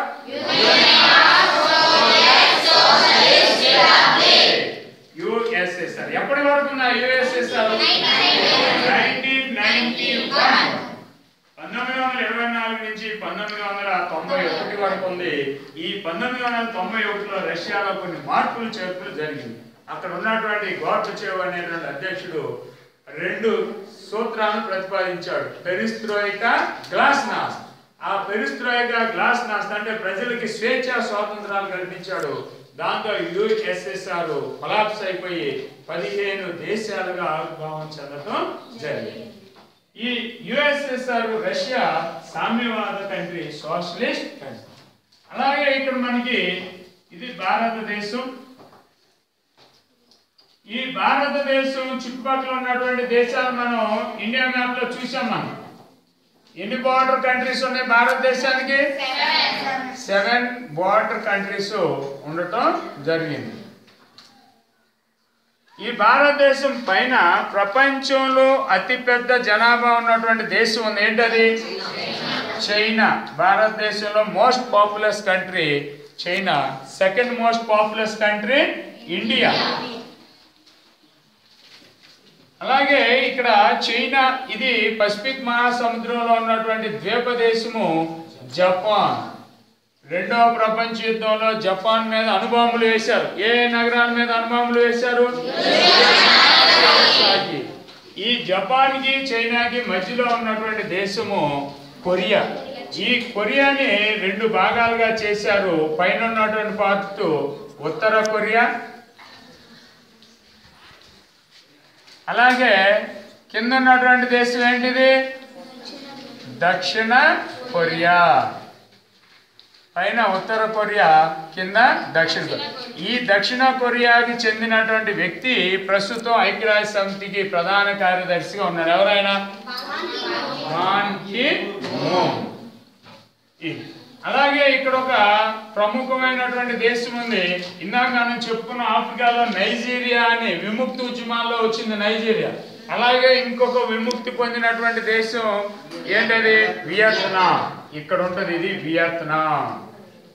ఇది వియత్నాం. ఈ దేశం కూడా బాగా గుర్తుంచుకోండి, మ్యాప్ పాయింటింగ్ లో ఇంపార్టెంట్ అయినటువంటి దేశం వియత్నాం. ఇక్కడ మనకి చైనాకి రష్యాకి మధ్యలో మంగోలియా అనేటటువంటి ఒక దేశం ఉంది. మంగోలియా, ఇక్కడే మంచూరియా ప్రాంతం ఉంటుంది. అది ప్రపంచంలో రిచెస్ట్ ప్లేస్ గా కూడా గుర్తింపు పొందింది. ఇంకా చైనా, ఇండియాకి పైన నేపాల్, అలాగే ఇక్కడ భూటాన్, బంగ్లాదేశ్, మయన్మార్ పాత పేరేంటి? బర్మా. ఇక్కడ అంగసాన్ సూకీ అనేటువంటి ఆమె ప్రజాస్వామ్యం కోసం పోరాడుతూ ఉంది. ఈ మయన్మార్కి సంబంధించి కూడా మనకి లెసన్ ఇవ్వటం జరిగింది. ఈ మయన్మార్కి పక్కగా ఇంకొక ముఖ్యమైనటువంటి దేశం ఉంది. 1 సెకండ్. ఇక్కడ వియత్నాం కొంచెం మార్చుకోండి అమ్మా. వియత్నాం వచ్చేటప్పటికి ఇక్కడ కాదు, అది వియత్నాము ఇక్కడ ఈ ప్లేస్ లో వియత్నాం. రైట్, ఇది ఇక్కడ పెట్టుకోండి. ఇది వియత్నాం, ఇది వియత్నాం. ఈ వియత్నాంకి పక్కగా ఇక్కడ ముఖ్యమైనటువంటి ఒక దేశము థాయిలాండ్. దీని రాజధాని బ్యాంకాక్. థాయిలాండ్ రాజధాని బ్యాంకాక్. ఈ బ్యాంకాక్ ఇంటర్నేషనల్ ఎయిర్పోర్ట్స్ కూడా ఇచ్చాడు మనకి. ఇంటర్నేషనల్ ఎయిర్పోర్ట్స్ కూడా మనం గుర్తించాలి. లండన్ లో Heathrow International Airport, Cairo International airport.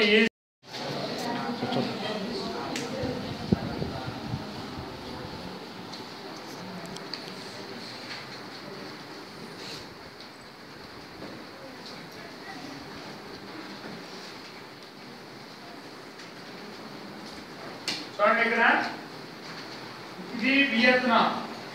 ఇది వియత్నాం. ఈ వియత్నాంకి పక్కనే ముఖ్యమైనటువంటి మరొక దేశం ఏంది? థాయిలాండ్.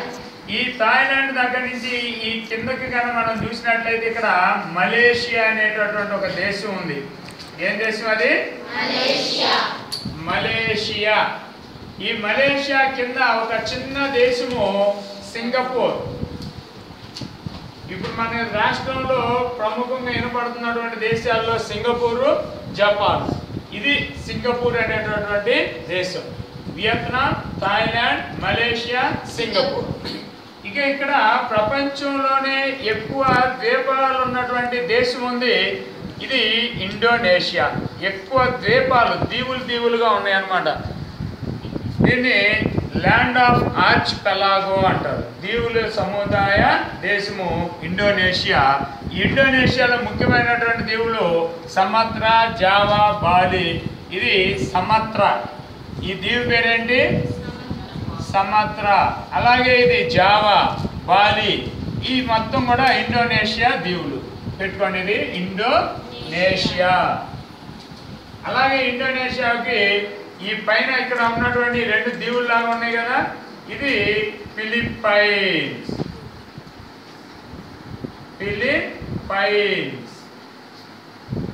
ఇది ఫిలిప్పైన్స్. ఇది ఇండోనేషియా దీవులు. ఇక్కడ సింగపూర్, మలేషియా, థాయిలాండ్, వియత్నాం. ఇక్కడ ఉన్నటువంటి ఒక ఖండము, ఒక దేశము, ద్వీపఖండ దేశము అంటాం దీన్ని. ఆస్ట్రేలియా. ఇది ద్వీపఖండ దేశం. ఒక దేశంగా కూడా ఆస్ట్రేలియా ఉంది. ఇంకా ఎక్కడా కూడా ఒక ఖండం పేరుతో ఒక దేశం లేదు. ఉత్తర అమెరికా ఖండమే, దక్షిణ అమెరికా ఖండము, ఆఫ్రికా ఖండమే. కానీ ఆఫ్రికా అనే దేశం ఉందా? లేదు. దక్షిణ ఆఫ్రికా అనే దేశం ఉంది కానీ ఆఫ్రికా అనే దేశము లేదు. ఐరోపా ఖండం, ఆసియా ఖండం. కానీ ఇక్కడ ఆస్ట్రేలియా వచ్చేటప్పటికి ఇది ఒక ఖండముగా ఉంది, ఒక దేశముగా కూడా. ఇక్కడ దాని కింద ఇక్కడ రెండు దీవులుగా ఉన్నాయి. ఈ దీవులుగా ఉన్నటువంటి దేశము న్యూజిలాండ్. ఇది న్యూజిలాండ్. ఇక్కడ టాస్మానియా అనేటువంటి ఒక దీవి. ఇది న్యూజిలాండ్. ఇక భారతదేశం దగ్గరకు వచ్చినట్లయితే భారతదేశానికి ఉత్తరంగా ఇక్కడ హిమాలయ రాజ్యం అంటాం. ఇది నేపాల్. ఇక్కడ ఏముంది? భూటాన్. ఇక్కడ బంగ్లాదేశ్, మయన్మార్. ఇటు మనకి భారతదేశం కింద సముద్ర జలాలలో భారతదేశానికి దగ్గరగా ఉన్న దేశం ఏది? శ్రీలంక. ఇది శ్రీలంక. ఇక పై విషయానికి వాయువ్యంగా వచ్చినట్లయితే 1947 ఆగస్టు 14న భారతదేశ యూనియన్లో నుంచి విడిపోయి స్వతంత్ర దేశంగా ఆవిర్భవించిన దేశం ఏది? పాకిస్తాన్. 1947 ఆగస్టు 14న ఇది ఈస్ట్ పాకిస్తాన్ గాను, బంగ్లాదేశ్ వెస్ట్ పాకిస్తాన్ గాను. రైట్. ఇది వెస్ట్ పాకిస్తాన్. పశ్చిమాన ఉన్నటువంటిది పశ్చిమ పాకిస్తాన్. వెస్ట్ పాకిస్తాను. ఇటువైపు ఉన్నటువంటిది ఈస్ట్ పాకిస్తాన్ గాను విడిపోయింది. ఈ ఈస్ట్ పాకిస్తాను వెస్ట్ పాకిస్తాన్ మీద 1971లో యుద్ధం చేయటం, దానికి భారతదేశం సహకరించడంతో నూతనంగా బంగ్లాదేశ్ అనేటువంటి కొత్త దేశం ఆవిర్భావం చెందింది. ఈ పాకిస్తాన్ పైన ఉన్నటువంటి దేశము ఆఫ్ఘనిస్తాన్. ఇక్కడ ఉన్నటువంటి దేశము ఇరాన్. అలాగే దీని పాత పేరు పర్షియా అనేవాళ్ళు ఇప్పుడు ఇరాన్గా పిలుస్తారు. ఈ ఇరాన్ పక్కన ఇరాక్. సద్దాం హుస్సేన్ గురించి ఇచ్చాడు కదా మనకి. ఇరాక్కి అధ్యక్షుడిగా ఉన్నాడు. ఇది ఇరాక్. అలాగే ఇక్కడ సౌదీ అరేబియా.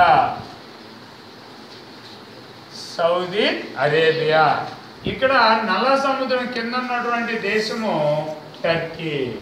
ఈ పశ్చిమాసియాలో ఇక్కడ ఒక ప్రాంత రెండు దేశాల మధ్య వివాదం జరుగుతుంది. పశ్చిమాసియా సంక్షోభంలో భాగంగా. ఏంటవి? పాలస్తీనా, ఇజ్రాయెల్.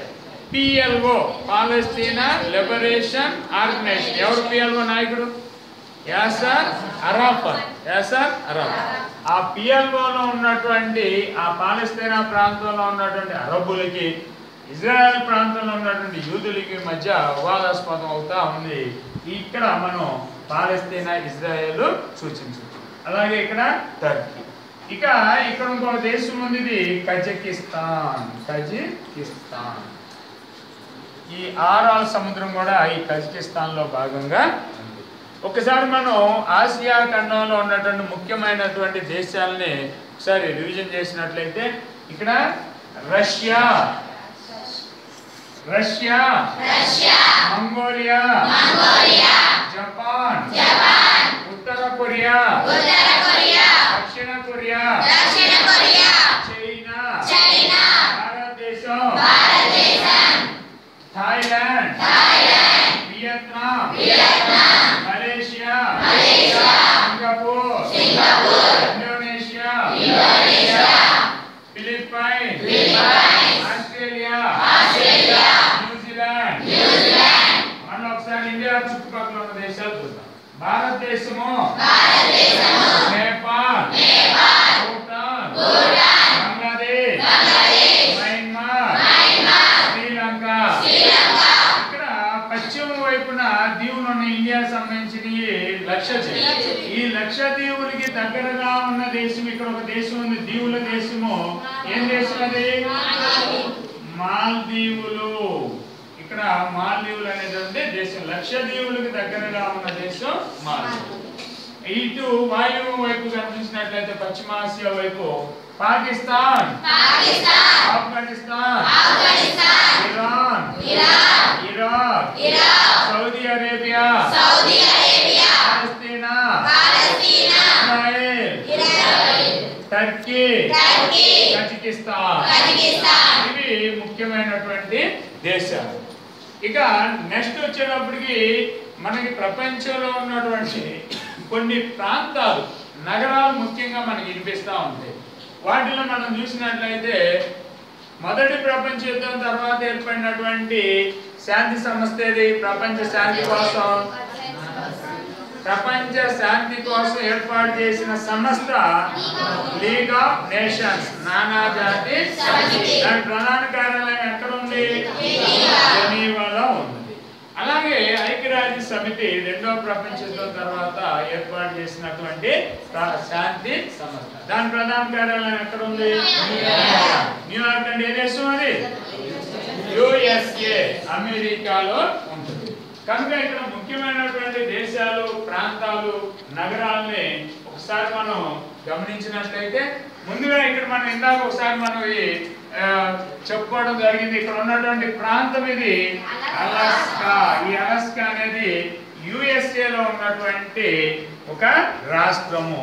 ఇక్కడ కెనడా. ఈ కెనడా రాజధాని అటావా. కెనడా రాజధాని అంటే అటావా. అలాగే ఇందా మనకి యుఎన్ఓ ప్రధాన కార్యాలయం ఏ నగరంలో ఉందన్నా? న్యూయార్క్. ఇక్కడ న్యూయార్క్ అనేటువంటి నగరం ఉంది. దాని కింద అమెరికా రాజధాని ఏది? వాషింగ్టన్. అమెరికా రాజధాని వాషింగ్టన్ DC. ఈ వాషింగ్టన్ లోనే మనకి ప్రపంచ బ్యాంకు, IMF ప్రధాన కార్యాలయాలు ఇక్కడ ఉంది. అలాగే ప్రపంచ చలనచిత్ర పరిశ్రమకి ప్రసిద్ధి చెందినటువంటి నగరము లాస్ ఏంజల్స్. ఈ లాస్ ఏంజల్స్ ఇటు సైడ్ ఉంటుంది. అలాగే మనకి యుఎన్ఓ ఏర్పడటానికి ప్రధానమైనటువంటి చార్టర్ ఒకటి జరిగినది, చార్టర్ చట్టం, అది శాన్ ఫ్రాన్సిస్కో. ఇలా ముఖ్యమైన నగరాలు ఒక మ్యాప్లో పాయింట్ చేద్దాం. అలా మనకి ప్రపంచంలో పారిశ్రామిక విప్లవం మొట్టమొదట ప్రారంభమైన దేశం ఇంగ్లాండ్. దాని రాజధాని లండన్. ఈ లండన్ లో నుంచే మనకి గ్రీన్విచ్ రేఖాంశం కూడా పోతా ఉంటది. ఈ గ్రీన్విచ్ అనే ప్రాంతం కూడా ఇది లండన్. అలాగే ఫ్రాన్సు. రెండవ ప్రపంచ యుద్ధంలో ఇంగ్లాండ్, ఇక్కడ ఉన్నటువంటి ఫ్రాన్స్, అలాగే అమెరికా, రష్యా ఒక కూటమిగా ఉన్నటువంటి దేశాలు. దానికి వ్యతిరేక కూటమిలో ఉన్నటువంటి దేశాలు ఏమన్నాయి? Germany, Italy, Japan. ఇవి ముఖ్యమైనటువంటి దేశాలు. ఈ ఫ్రాన్స్ రాజధాని ప్యారిస్. ఫ్రాన్స్ రాజధాని ఏంది? ప్యారిస్. ప్యారిస్ ఒప్పందం కూడా జరిగింది మనకి. ప్యారిస్ ఒప్పందం 1919లో జరిగింది. అలాగే ఇక్కడ జర్మనీ రాజధాని బెర్లిన్. జర్మనీ రాజధాని బెర్లిన్. రెండవ ప్రపంచ యుద్ధం తర్వాత అమెరికా ఆధ్వర్యంలో ఏర్పడిన మిలిటరీ కోడ్ని ఏమనుకున్నాము? NATO, North Atlantic Treaty Organization, ఉత్తర అట్లాంటిక్ సంధి వ్యవస్థ. అది అమెరికా ఆధ్వర్యంలో ఏర్పడితే రష్యా ఆధ్వర్యంలో ఏర్పడినటువంటి కూటమి ఏమనుకున్నాం? వార్సా ప్యాక్ట్, వార్సా ఒప్పందం. ఈ వార్సా అనేటటువంటి పోలాండ్ యొక్క రాజధాని ఇక్కడ ఉంటుంది, వార్సా. అలాగే ఇన్నా మనం జెనీవా నగరం ఉంది, ఇది స్విట్జర్లాండ్ లో ఉన్నటువంటి జెనీవా. అలాగే ఇటలీ రాజధాని ఏముంది? రోమ్, ఇక్కడ ఉంటుంది, ఇది ఇటలీ. మధ్యధరా సముద్రంలో చొచ్చుకొచ్చింది. ఈ ఇటలీ రాజధాని రోమ్ నగరము. ఇక్కడ గ్రీస్ అనేటువంటి నగరం కూడా ఉంది. అలాగే ఈజిప్ట్ రాజధాని కైరో. ఈజిప్ట్ రాజధాని ఏంటి? కైరో. అలాగే భారతదేశపు రాజధాని న్యూఢిల్లీ. ఈ రష్యా రాజధాని మాస్కో. ఈ మాస్కో అనేటువంటిది నల్ల సముద్రంకి పైగా గుర్తించాల్సి ఉంటుంది.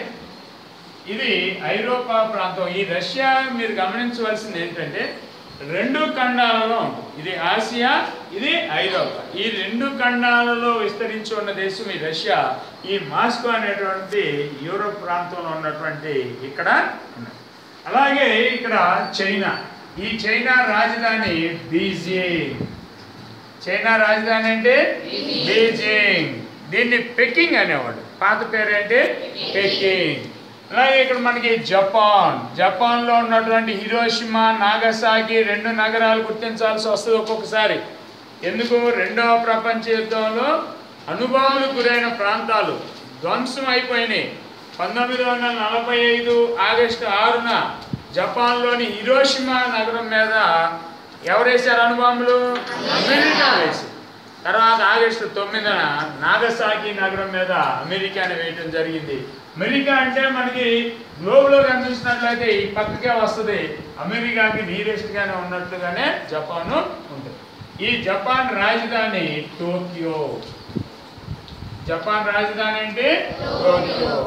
అలాగే ఇక్కడ థాయిలాండ్ ఉంది. థాయిలాండ్ రాజధాని బ్యాంకాక్. అలాగే మరి ఇండియాకి సంబంధించి మీకు అవగాహన ఉంది. ఇక్కడ సమత్రా దీవి ఒకటి గుర్తించని ప్రాంతాల్లో ఇక్కడ టాస్మానియా అనేటటువంటి, టాస్మేనియా అని కూడా అంటారు, టాస్మేనియా అనేటువంటి ఒక దీవి ఉంది, దాన్ని కూడా గుర్తించండి. అలాగే ఈ బంగాళాఖాతంలో భారతదేశానికి సంబంధించిన దీవులు ఉన్నాయి. అండమాన్ నికోబార్ దీవులు, ఇటు సైడు లక్షద్వీపులు ఉన్నాయి. అలాగే వెస్ట్ ఏషియాకి వచ్చేటప్పటికి ఇక్కడ మనకి మక్కా, మదీనా ఉన్నాయి. మక్కా, మదీనా, ఈ రెండు ప్రాంతాలు కూడా మనకి ఇంపార్టెంట్ అయినటువంటి విషయాలు. పైది మక్కా, కింద మదీనా. ఇలా ఒక మ్యాప్లో మనకి ముఖ్యమైనటువంటి నగరాలు, ఒకసారి ముఖ్యమైన నగరాలను మనం చూసినట్లయితే ఇక్కడ ఏముంది? అలాస్కా. ఇక్కడ కెనడా రాజధాని అటావా. యుఎన్ ప్రధాన కార్యాలయం ఉన్న నగరము న్యూయార్క్. ఇక్కడ అమెరికా రాజధాని నగరం ఏంటి? వాషింగ్టన్. ఇక్కడ యుఎన్ ఏర్పడటానికి చార్టర్ మీద ఇక్కడ సంతకాలు జరిగినాయి. ఐక్యరాజ్య సమితి ఏర్పడటానికి ప్రధానమైనటువంటి చార్టర్ శాన్ ఫ్రాన్సిస్కోలో జరిగింది, సంతకాలు జరిగినాయి. అప్పుడు 51 దేశాలతో ఐక్యరాజ్య సమితి ప్రారంభ సభ్య దేశాలు. మరి టెక్స్ట్ బుక్ లో 54 అని ఇచ్చాడు, కానీ ప్రారంభ సభ్య దేశాలు 51 స్టార్ట్ అయితే ప్రస్తుతం ఎన్నున్నాయి? 193 సభ్య దేశాలు. దాని కింద సినిమా చలనచిత్రానికి ప్రసిద్ధి చెందినటువంటి అక్కడే చలనచిత్రాలు అత్యున్నతమైనటువంటి ఆస్కార్ అవార్డులు కూడా ఇవ్వటం. ఇక్కడికి వచ్చేటప్పటికి మనకి ఇంగ్లాండ్ రాజధాని లండన్, అలాగే ఫ్రాన్స్ రాజధాని ప్యారిస్, జర్మనీ రాజధాని బెర్లిన్. ఇక్కడ ఇంకొక నగరాన్ని, ముఖ్యమైనటువంటి నగరాన్ని మనం గుర్తించవలసింది ఏంటి అంటే ఐక్యరాజ్య సమితిలో 6 ప్రధాన అంగాలు ఉన్నాయి. ఈ 6లో ఇంటర్నేషనల్ కోర్ట్ ఆఫ్ జస్టిస్, అంతర్జాతీయ న్యాయస్థానం, దాని ప్రధాన కార్యాలయం ఎక్కడుంది? హేగ్. ఈ హేగ్ నగరము ఏ దేశము? నెదర్లాండ్ లో ఉంది. ఈ ఇంటర్నేషనల్ కోర్ట్ ఆఫ్ జస్టిస్ ఈ హేగ్ నగరంలో ఉంది. నెదర్లాండ్ దేశంలో ఉన్నటువంటి హేగ్ నగరంలో ఉంది. అలాగే ఇక్కడ మనకు పోలాండ్ రాజధాని ఏంటి? వార్సా. ఇక్కడ స్విట్జర్లాండ్ రాజధాని జెనీవా. ఇటలీ రాజధాని రోమ్. రష్యా రాజధాని మాస్కో. చైనా రాజధాని బీజింగ్. జపాన్ రాజధాని టోక్యో. థాయిలాండ్ రాజధాని బ్యాంకాక్.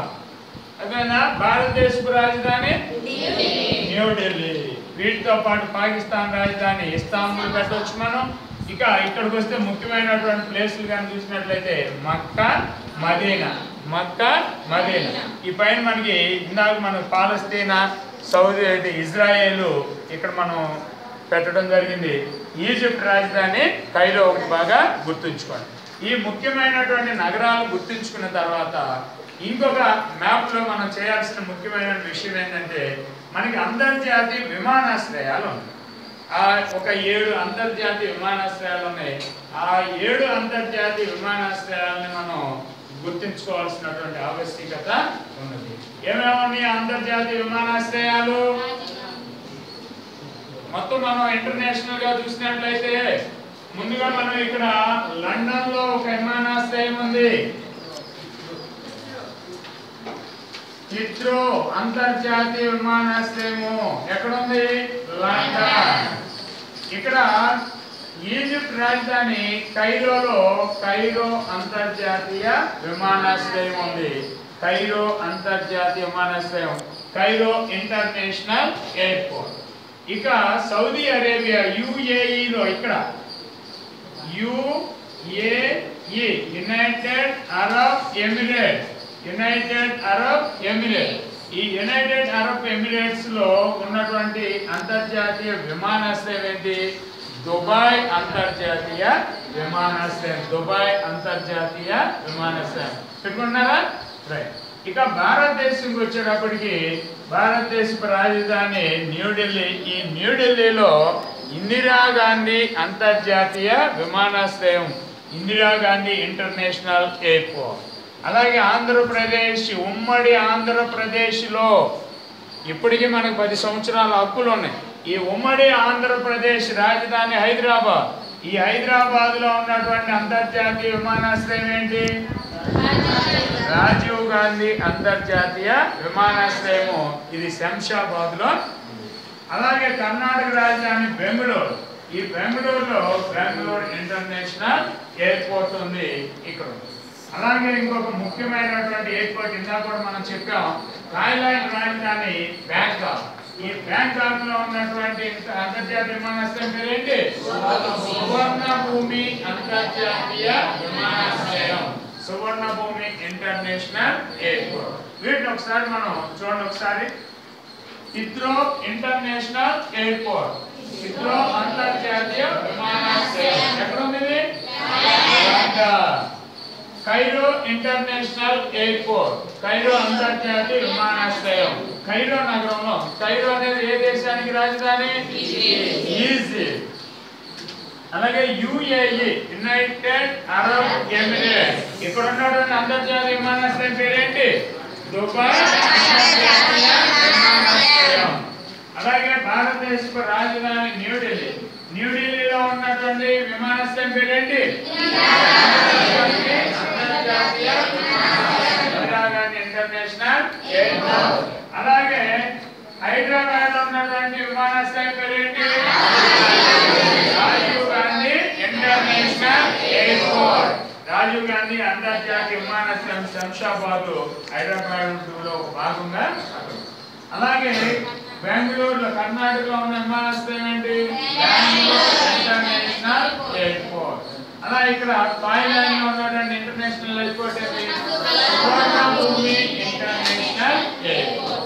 ఇలాగైనా మనం వరల్డ్ మ్యాప్ ని అన్ని అక్కడక్కడ కాకుండా ఒక సిస్టమాటిక్ గా ఒక 8 మ్యాప్లుగా కానీ మనం విభజించుకుని పార్ట్లుగా కానీ చూసినట్లయితే ఈ మ్యాప్ పాయింటింగ్ సంబంధించి మీకు పాయింటింగ్ లో 5 మార్కులు ఉంటాయి. మ్యాప్ రీడింగ్, మ్యాప్ డ్రాయింగ్ లో మరొక 5 మార్కులు ఉంటాయి. మొత్తం మీద పేపర్ 1 పేపర్ 2 లో కలిపి మ్యాపింగ్ స్కిల్స్ కి ఎన్ని మార్కులు ఇచ్చారు? 15 మార్క్స్. 15 మార్క్స్ వస్తాయి. గత పేపర్లో మనం చూసినట్లయితే వరల్డ్ మ్యాప్ ఇచ్చి ఐరోపాకి ఆఫ్రికాకి మధ్య ఉన్న సముద్రం అడిగారు. ఏం సముద్రం అది? మెడిటరేనియన్ సీ, మధ్యధర సముద్రం. అలాగే వరల్డ్ మ్యాప్ ఇచ్చి నాటో కూటమిని ఏర్పాటు చేసిన దేశం ఏది అన్నారు. ఒక మార్కు ఇచ్చేస్తున్నాడు, అది మీరు ఒక మార్కు పొందొచ్చు ఈజీగా. నాటో కూటమిని ఏర్పాటు చేసిన దేశం ఏది? USA. అలా మ్యాప్ రీడింగ్ అంటే ఏంటంటే ఒక మ్యాప్ ఇచ్చి పాయింట్ గుర్తు పెట్టచ్చు లేదా గుర్తు పెట్టకుండా కూడా ఇవ్వచ్చు. ఇచ్చి దానికి సంబంధించి ప్రశ్నలు ఇస్తారు, ఆ ప్రశ్నలకి జవాబు రాయాల్సి వస్తుంది. అది మ్యాప్ రీడింగ్. గతంలో ఇప్పుడు మనకి ఇక్కడ జపాన్ ఉంది. ఇక్కడ జపాన్ అధీనంలో ఉన్నటువంటి దేశాలు, ఆక్యుపై చేసిన దేశాలని ఇలా కొంత మ్యాప్ ఇచ్చేసి దాని మీద ప్రశ్నలు అడిగినప్పుడు జపాన్ అధీనంలో ఉన్న దేశాలు ఇవి 1942 రెండవ ప్రపంచ యుద్ధంలో జపాన్ అధీనంలో లేని దేశాలు రాయమనొచ్చు, లేదా జపాన్ అధీనంలో ఉన్న భారతదేశపు పొరుగు దేశం అడగొచ్చు, జపాన్ అధీనంలో ఉన్నటువంటి దీవులు అడగొచ్చు, జపాన్ ఏ మహాసముద్రంలో ఉందో కూడా అడగొచ్చు. అదేనా జపాన్కి చైనాకి మధ్య ఉన్నటువంటి దేశము ఏది అని అడగొచ్చు. ఇలా ఒక మ్యాప్ ఇచ్చేసి ఆ మ్యాప్కి సంబంధించినటువంటి ప్రశ్నలు ఇస్తారు, ఆ ప్రశ్నలకు మీరు జవాబు రాయాలి. అదే మ్యాప్ రీడింగ్. కాబట్టి మ్యాప్ రీడింగ్ కూడా మనకి ఈ పాయింట్ ఎగ్జామినేషన్ పాయింట్ ఆఫ్ వ్యూలో అవసరమైంది. కాబట్టి భారతదేశ పటం కానీ ప్రపంచ పటం కానీ మీరు గుర్తుపెట్టడమే కాకుండా ఆ గుర్తుపెట్టేటప్పుడు మ్యాప్ రీడింగ్ అంశాలకు సంబంధించినవి కూడా మనసులో స్ఫురించుకున్నట్లయితే మొత్తం మీద మనకి 15 మార్కులు మ్యాపింగ్ స్కిల్లో పొందడానికి ఆస్కారం ఉంది. కాబట్టి మన సిసిఈ మోడల్లో ఈజీగా మార్కులు తెచ్చుకునే అంశాలు గమనించినట్లయితే 2 పేపర్లలో బిట్లు ఉన్నాయి. పేపర్ 1లో 15 మార్కులకి, పేపర్ 2లో 15 మార్కులకి 2 15లు ఉన్నాయి. అలాగే పేపర్ 1లో 1 వర్డ్ క్వశ్చన్స్ ఉన్నాయి, 4 మార్కులకు ఉన్నాయి. అలా పేపర్ 2లో 1 వర్డ్ క్వశ్చన్స్ 4 మార్కులకు ఉన్నాయి. మ్యాపింగ్ స్కిల్స్ 2 పేపర్ల మీద మనకి వెయిటేజీ 15 మార్కులకి మ్యాపింగ్ స్కిల్స్ ఉన్నాయి. అర్థమైందా? ఇలా మొత్తం మీద మనం ఎన్ని మార్కులు ఈజీగా పొందడానికి ఛాన్స్ ఉంది? ఎన్ని ఉన్నాయి ఈజీగా? ఎన్ని వస్తున్నాయి? ఇవి 53 మార్కులు మనం ఈ 2 బిట్స్, అలాగే ఈ 2 మార్కులు 1 మార్క్ క్వశ్చన్స్, ఇక్కడ మ్యాపింగ్ స్కిల్స్. ఈ 53 మార్కులతో పాటు ఇంకా మనకి ఈజీగా తెచ్చుకునేటటువంటి ఒక అకాడమిక్ స్టాండర్డ్ సిసిఈ మోడల్లో ఉంది. అది ఇన్ఫర్మేషన్ స్కిల్, అది సమాచార నైపుణ్యాలు. అది ఎన్ని మార్కులు ఉంది? 15% వెయిటేజ్ ఉందంటే 15 మార్క్స్. మొత్తం ఎంత ఉంది? 68 మార్క్స్. మనకి వీటిని అవగాహన చేసుకున్నట్లయితే కొంచెం మనం దాని మీద ధ్యాస పెట్టినట్లయితే మనకి ఇబ్బంది లేకుండా వచ్చేటటువంటి మార్కులు. ఈ మ్యాపింగ్ స్కిల్తో పాటు ఇన్ఫర్మేషన్ స్కిల్ కూడా మనం ప్రాక్టీస్ చేయాలి. ఇన్ఫర్మేషన్ స్కిల్ అంటే అక్కడ ఒక టేబుల్ కానీ, ఒక డయాగ్రామ్ కానీ, ఒక గ్రాఫ్ కానీ, ఒక పటం కానీ ఇచ్చి దాని కింద క్వశ్చన్స్ ఇస్తాడు. ఒక పారాగ్రాఫ్లో కూడా ఇవ్వచ్చు. క్వశ్చన్స్ ఇచ్చినప్పుడు అక్కడ ఇచ్చినటువంటి సమాచారంలో నుంచి మనం ఆన్సర్లు రాయాలి. అది మ్యాపింగ్ స్కిల్. కాబట్టి అలా రాయటం ప్రాక్టీస్ చేయాలి. ప్రాక్టీస్ చేస్తే చాలా ఈజీగా మనం మార్కులు పొందటం అవకాశం పొందడానికి. కాబట్టి mapping skill, information skill, bits, 1 word questions బాగా ప్రాక్టీస్ చేస్తే మినిమం మనకి మార్కులు వస్తాయి. మరి హైయెస్ట్ మార్కులు రావాలి అంటే ఉన్నటువంటి సోషల్ స్టడీస్ లో ఉన్నటువంటి మొత్తం 22 పాఠ్యాంశాల మీద మనకి పట్టు ఉండాలి. ఆ చదివేటప్పుడు ఈ మ్యాప్ గుర్తు తెచ్చుకోండి. ఇండియా ఫస్ట్ పేపర్ చదివేటప్పుడు ఇండియా మ్యాప్ ని స్మరించుకోండి. అలాగే రెండో పేపర్ చదివేటప్పుడు వరల్డ్ మ్యాప్ మనం మైండ్ లో కన్నా బాగా గుర్తుంచుకున్నట్లయితే ఆ మ్యాప్ పాయింటింగ్ ఆధారంగా చాలా ఈజీగా ఉంటుంది. చాలా ఈజీగా మనం గుర్తించుకోవచ్చు. ఇప్పుడు ఉన్నటువంటి కొత్త మోడల్ సిసిఈ విధానంలో జాగ్రత్తగా అబ్జర్వ్ చేసి 6 అకాడమిక్ స్టాండర్డ్స్ కానీ మనము గ్రిప్లో తెచ్చుకుంటే 6 అకాడమిక్ స్టాండర్డ్స్ ఉన్నాయి కదా.